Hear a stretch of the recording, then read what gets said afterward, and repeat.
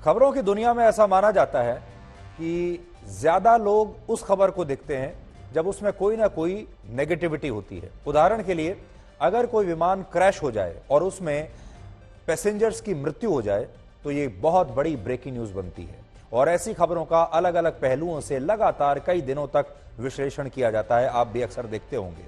लेकिन जब कोई विमान क्रैश होने से बच जाता है तो ऐसी घटनाओं की हमारे देश में ज्यादा चर्चा नहीं होती और लोग भी ऐसी खबरों को कभी गंभीरता से नहीं लेते। लेकिन आज हम आपको बताएंगे कि एक विमान का क्रैश होने से बचना कितनी बड़ी खबर है। असल में ये उन लोगों से पूछिए जो इस विमान में यात्रा कर रहे थे।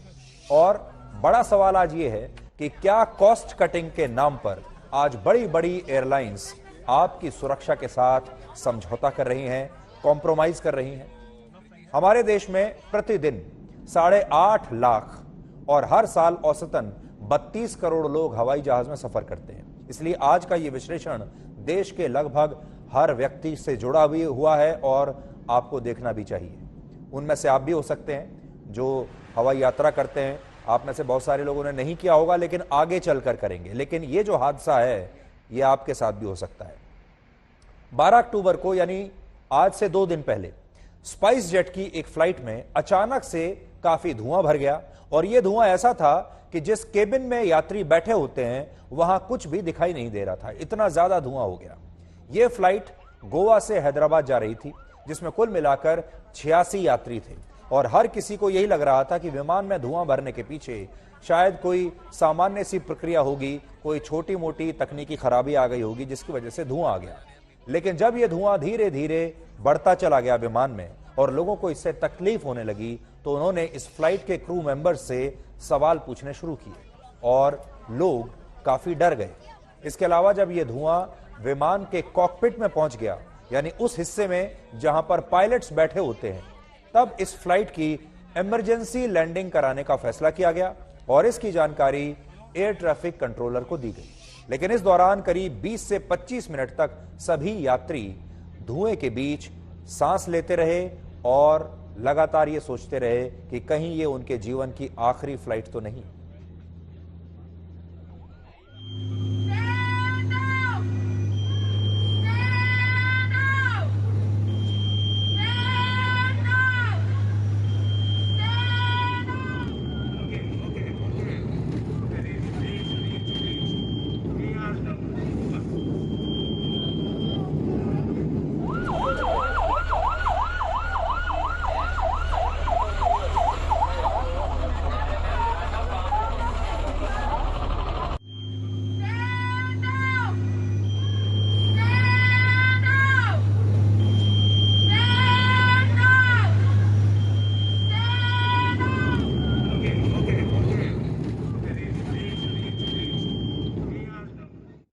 ये जो वीडियोस अभी हमने आपको दिखाए ये इस विमान में सफर करने वाले यात्रियों ने ही बनाए हैं और ये सारे लोग सोच रहे थे कि ये शायद उनके जीवन की आखिरी फ्लाइट होगी, अब इनमें से कोई भी बचेगा नहीं। लगातार ये जो यात्री हैं भगवान से प्रार्थना कर रहे थे कि बस आज उनका जीवन बचा लें, दुआएं मांग रहे थे। और जब ये विमान हैदराबाद एयरपोर्ट पर उतरा तो वहां पर किस तरह का इंतजाम किया गया था ये भी आपने देखा। इस विमान में सफर करने वाले एक यात्री से हमने बात की और उसका आरोप है कि विमान के क्रू मेंबर्स ने यात्रियों को घटना के दौरान कोई भी जरूरी जानकारी नहीं दी, बल्कि उनकी तरफ से यह कहा गया कि सभी यात्री अपना सिर नीचे करके बैठे रहें और इस दौरान भगवान से यह प्रार्थना करें कि यह विमान किसी तरह सुरक्षित लैंड हो जाए। यानी यह विमान उस समय भगवान भरोसे ही उड़ रहा था और सोचिए यह कितनी खतरनाक बात है। इस विमान में उस समय धुआं भरना शुरू हुआ जब यह नागपुर शहर के ऊपर उड़ रहा था। यह गोवा से चला था हैदराबाद के लिए। जब नागपुर के ऊपर था तो धुआं आना शुरू हुआ और इसके बाद जब तक इसने इमरजेंसी लैंडिंग नहीं की तब तक यह धुआं लगातार विमान में भरता चला गया, बढ़ता ही चला गया। सबसे बड़ी बात, जब यह हवाई जहाज किसी तरह से हैदराबाद के एयरपोर्ट पर लैंड किया तब इसके इमरजेंसी गेट्स खोल दिए गए और यात्रियों से कहा गया कि वो किसी भी तरह छलांग लगाकर किसी भी तरह इस विमान से बाहर निकल जाएं, कूद जाएं विमान से। और इस भगदड़ में एक यात्री को मामूली सी चोट भी आई। इसके अलावा इस पूरे घटनाक्रम के दौरान हैदराबाद का हवाई अड्डा हाई अलर्ट पर था, जो कि बहुत कम होता है। ये तभी होता है जब ऐसी आशंका होती है कि विमान क्रैश होने वाला है, और इसकी वजह से 9 दूसरे विमानों की उड़ानों को डाइवर्ट करना पड़ा। हमने एक यात्री से इस घटना को लेकर बात की और इस यात्री का अनुभव भी आज आप सब लोगों को सुनना चाहिए। हैदराबाद गोवा से शुरू होने से पहले शुरू हुआ था, टेकअप भी अच्छा हुआ था। So after 20 minutes we are getting some smoke actually. So before getting smoke, वास्तव में कुछ हुआ था, वो शॉर्ट सर्किट और कुछ पता नहीं। The air hostess observe that smell and एक बंदा गया था वॉशरूम के लिए, उसके बाद उसको भिजा दिया वापस। प्लेन बीच में एकदम एक अपन गाड़ी चलाता रोड पे ना, ऐसा स्पीड ब्रेकर का जैसा रुका था ऐसा। सो उसके बाद वो बोल रही कि सो लैंड होने का टाइम हम लोग सोचा कि ख़त्म हो गया हम लोग काम बोल के। सो बेंड होने वो क्या आदेश दे रहे थे, क्या इंस्ट्रक्शंस दे रहे थे? एयर होस्टेस जो वहाँ पर थे, पायलट जो वहाँ पर थे, वो क्या अनाउंसमेंट कर रहे थे? She announcing like bend down and pray for the God, pray for the family, कुछ बोल रहा था वो। जब तक मेरे को आई एम कॉन्फिडेंट ये प्लान बी है, नहीं तो प्लान बी होता, they will take care of us बोल के। उसके बाद अरे प्रे फॉर द गॉड बोलो तो पूरा होपलेस हो गया हम तो। अरे क्या हुआ, मैं फ्रेंड को बोला रहे हम लोगों का काम खत्म हो गया भाई, तो भगवान के ऊपर भरोसा है। तो ऐसे बोले तो वो भी प्रे कर रहा था। सो डाउन होने से टाइम पे आई वॉज हो गया, क्रैश हो गया बोल के समझ लिया मैं। उसके बाद once it is emergency, they landed emergency in Shamshabad airport. We thought Shamshabad नहीं बोल के किधर की रुका है इमरजेंसी पे। मैं उसके बाद पता चला हाँ ये शमशाबाद ही चल रहा है। जब क्या हुआ था, they open both the doors, emergency doors and other door also, the normal door. So we just running like anything, उससे भागते जा रहा हम लोग। क्या मैं बैग भी वहाँ पे रख दिया, रखते भागते जा रहा है। So she is telling that jump from emergency door and run away, run fast she is saying. I just वही किया था मैं, उधर से इमरजेंसी जो इतना हाइट था वो उधर से ऊपर से जंप करके मैं भागते रहे अंटिल 200 मीटर्स। जब भी कोई विमान उड़ान भरता है तो सबसे पहले विमान के क्रू मेंबर्स आपको यही बताते हैं कि आपातकालीन द्वार किधर हैं, आपको इमरजेंसी में अपना ऑक्सीजन मास्क कैसे लगाना है, लाइफ जैकेट सीट के नीचे कहां पर रखी हुई है। लेकिन इस घटना के बाद ऐसा लगता है कि अब फ्लाइट के टेक ऑफ से पहले आपको यह भी कहा जाएगा कि आप भगवान से प्रार्थना करते रहिए कि विमान में कोई गड़बड़ी ना हो और आप सुरक्षित लैंड करें। और एयर होस्टेस आपसे शायद ये भी कहेगी कि उन्हें उम्मीद है कि आपने अपना जीवन बीमा जरूर कराया होगा, क्योंकि जिस तरह की घटनाएं अब लगातार बढ़ती जा रही हैं इन एयरलाइंस में, इस तरह की जो हैं घटनाएं आपने पहले भी सुनी होंगी। उससे तो ऐसा ही लगता है कि अब जो अनाउंसमेंट होती है फ्लाइट से पहले जो क्रू मेंबर्स करते हैं, उसमें उन्हें यह भी लिखना होगा कि आप भगवान से प्रार्थना कीजिए कि आप सुरक्षित अपनी मंजिल तक पहुंच जाएं, जिंदा पहुंच जाएं। हालांकि आज जब इस घटना को 2 दिन बीत चुके हैं, तब हवाई यात्राओं को रेगुलेट करने वाली हमारे देश की संस्था, जिसे हम DGCA कहते हैं, directorate general of civil aviation, उसकी तरफ से एक बयान जारी किया गया है और इसमें लिखा है कि घटना के समय विमान के एक इंजन में तेल का रिसाव हुआ था, जिसकी वजह से केबिन और कॉकपिट में धुआं भर गया और विमान की इमरजेंसी लैंडिंग करानी पड़ी। हालांकि इंजन से तेल का रिसाव कैसे हुआ, इसकी अभी जांच चल रही है। लेकिन यह सवाल आपके मन में भी आएगा, जब गड़बड़ी विमान के इंजन में थी तो जिस केबिन में यात्री बैठे होते हैं वहां पर धुआं कैसे पहुंचा? तो हुआ ये कि एयर कंडीशनिंग यानी जो विमान की AC यूनिट होती है, उस AC यूनिट की वजह से विमान के केबिन में जिस AC यूनिट से हवा आती है, वो AC यूनिट इंजन की हवा से ही काम करते हैं। और जब कभी इंजन में तेल का रिसाव होता है तो कोई दूसरी गड़बड़ी होती है तो उसका धुआं इंजन से होते हुए AC यूनिट में पहुंच जाता है और AC यूनिट से यह धुआं विमान के केबिन और कॉकपिट में भर जाता है। और ऐसा पहले भी हो चुका है। संयोग की बात यह है कि पहले भी ऐसी घटना स्पाइस जेट के ही विमान में हुई थी। यानी जो लगातार शिकायतें आ रही हैं, ये असल में स्पाइस जेट के विमानों में ज्यादा ही आ रही हैं। ये बात इसी साल जुलाई महीने की है, जब इसी एयरलाइंस का एक विमान दिल्ली से जबलपुर जा रहा था और उसमें भी अचानक से धुआं भरने लगा, जिसके बाद इस फ्लाइट की इमरजेंसी लैंडिंग करानी पड़ी थी। नोट करने वाली बात यह है कि मौजूदा वर्ष में स्पाइस जेट के 6 विमानों में इसी तरह की यात्राओं के दौरान ऐसी गड़बड़ियां सामने आ चुकी हैं जिनमें उसके विमानों की इमरजेंसी लैंडिंग करानी पड़ी। और इसी साल डीजीसीए ने इन घटनाओं को लेकर एक बहुत बड़ा फैसला लिया था। तब डीजीसीए ने कहा था 27 जुलाई से अगले 8 हफ्ते तक ये एयरलाइन अपनी सिर्फ 50% फ्लाइट्स को ही ऑपरेट कर पाएगी। और तभी से ये कंपनी आर्थिक रूप से बहुत संघर्ष कर रही, क्योंकि इसकी आधी फ्लाइट्स जो हैं वो बंद कर दी गई 50%। और अपने खर्चों में कटौती के लिए इसने 80 पायलट्स को छुट्टी पर भेज दिया। हालांकि आज सवाल सिर्फ एक एयरलाइंस का नहीं है, बल्कि एक घटना का भी नहीं है। आज यहां सवाल है आपकी सुरक्षा का। क्या आपको पता है कि पूरी दुनिया में सबसे तेजी से विकसित होने वाली सिविल एविएशन इंडस्ट्री हमारे देश भारत की है, जो सबसे ज्यादा तेजी से बढ़ रही है। आज हमारी सिविल एविएशन इंडस्ट्री 2,87,000 करोड़ रुपए की हो चुकी है। हमारे देश में प्रतिदिन लगभग 7 लाख लोग डोमेस्टिक उड़ानों में सफर करते हैं और औसतन 1.5 लाख लोग अंतर्राष्ट्रीय उड़ानों में सफर करते हैं।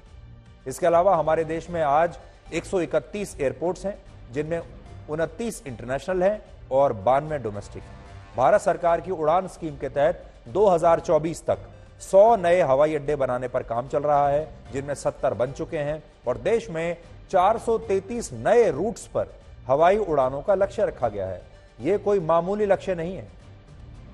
अनुमान है कि वर्ष 2023 के अंत तक भारत के सभी एयरपोर्ट्स सालाना 100 करोड़ यात्रियों को हवाई सफर की सुविधा दे पाएंगे। जो हमारा ट्रैफिक है वो 100 करोड़ के आसपास हो जाएगा अगले साल के अंत तक। लेकिन अब बड़ी बात यह है कि हवाई अड्डे तो हमने बना दिए, हवाई पट्टियां बना दी, इंफ्रास्ट्रक्चर तैयार कर लिया, लेकिन क्या हमारे देश की एयरलाइंस इसके लिए तैयार हैं? क्या हमारे देश की एयरलाइंस इतने ट्रैफिक के लिए, इतनी बड़ी संख्या में यात्रियों के लिए तैयार हैं? क्या उनके पास इतना इंफ्रास्ट्रक्चर है? क्या वो इतने सारे यात्रियों की सुरक्षा को सुनिश्चित करने की स्थिति में है? हमें लगता है शायद नहीं है। हमें शक है इस बात पर। अब जरा सोचिए, भारत की जिस सिविल एविएशन इंडस्ट्री में इतनी ताकत है, लाखों लोग हर रोज हवाई जहाज में सफर कर रहे हैं, उस देश में सभी एयरलाइंस घाटे में क्यों चल रही हैं? और क्या इसी घाटे की वजह से यात्रियों की सुरक्षा के साथ समझौता होता है? वर्ष 2020 और 21 में एयर इंडिया का घाटा 4700 करोड़ रुपए था, विस्तारा का 1600 करोड़, एयर एशिया का 1400 करोड़, गो एयर का लगभग 1350 करोड़, इंडिगो का 5800 करोड़ और स्पाइस जेट का घाटा भी 1000 करोड़ के आसपास था। इसके अलावा पिछले 7 दशकों में यानी 70 वर्षों में भारत की 60 से ज्यादा एयरलाइंस या तो बंद हो चुकी हैं या उनका दूसरी बड़ी एयरलाइंस में विलय हो चुका है। यानी आज की तारीख में स्थिति यह है कि भारत के लोग तो पूरा पैसा देकर विमानों में, हवाई जहाज में सफर करने के लिए तैयार हैं और वो पैसा दे भी रहे हैं, लेकिन इसके बावजूद ज्यादातर एयरलाइंस अब भी घाटे में ही रहती हैं और शायद इसी वजह से यात्रियों की सुरक्षा के साथ वो खिलवाड़ करती हैं। जैसे किसी भी एयरलाइन पर 4 चीजों का खर्च सबसे ज्यादा होता है। पहला है विमानों में भरा जाने वाला ईंधन। मान लीजिए अगर किसी एयरलाइंस के पास एक फ्लाइट उड़ाने के लिए 100 रुपए है, तो उसमें से 40 रुपए सिर्फ ईंधन पर खर्च हो जाते हैं। दूसरा बड़ा खर्च होता है एयरपोर्ट हैंगर और रनवे का किराया। तीसरा बड़ा खर्च होता है स्टाफ की तनख्वाहें, जिसमें पायलट्स की सैलरी सबसे ज्यादा होती है। और चौथा खर्चा होता है विमानों का मेंटेनेंस, विमानों का रखरखाव। अब ईंधन के खर्च में कोई कटौती नहीं हो सकती, वो तो जितना लगेगा उतना लगेगा ही। एयरपोर्ट हैंगर और रनवे का जो किराया है वो भी फिक्स्ड है, उसे भी कम नहीं किया जा सकता। इसलिए ज्यादातर एयरलाइंस स्टाफ के खर्चों में कटौती करने लगी है। जैसे ट्रेंड पायलट्स की जगह ऐसे पायलट्स को रख लिया जाता है जो कम तनख्वाह पर भी ज्यादा काम करने के लिए तैयार हो जाते हैं, लेकिन उनका अनुभव कम होता है। इसके अलावा जो टेक्निकल स्टाफ है उसकी भर्ती में भी कॉस्ट कटिंग को ध्यान में रखा जाता है। उदाहरण के लिए इसी वर्ष डीजीसीए ने जब इंक्वायरी की ऐसी घटनाओं की, तो उसके बाद उन्होंने एक ऑर्डर निकाला। उस ऑर्डर में लिखा कि ज्यादातर एयरलाइंस इंजीनियर्स को नौकरी पर रखने की बजाय ऐसे टेक्नीशियंस और ऐसे लोगों को काम पर रख रही हैं जो बड़े विमान हादसों का कारण बन सकते हैं, क्योंकि वो पूरी तरह से क्वालिफाइड नहीं है, अनुभवी नहीं है। एक इंजीनियर को जहां रखना चाहिए उसकी जगह एक टेक्नीशियन को रख रहे हैं ताकि पैसा बच सके। दरअसल हर एयरलाइंस के पास ऐसे इंजीनियर्स की एक टीम होनी चाहिए जो किसी भी फ्लाइट के टेक ऑफ और लैंडिंग से पहले उसमें मौजूद तमाम परेशानियों को, खामियों की अच्छे से जांच परख कर सके। लेकिन जब इस काम के लिए इंजीनियर्स की जगह अयोग्य लोगों को रख लिया जाता है तो वो अपना काम ठीक से नहीं करते और विमान में मौजूद गड़बड़ी की पहचान वो कर नहीं पाते। और जब विमान टेक ऑफ कर जाता है तब हवा में जाकर पता चलता है कि क्या हुआ।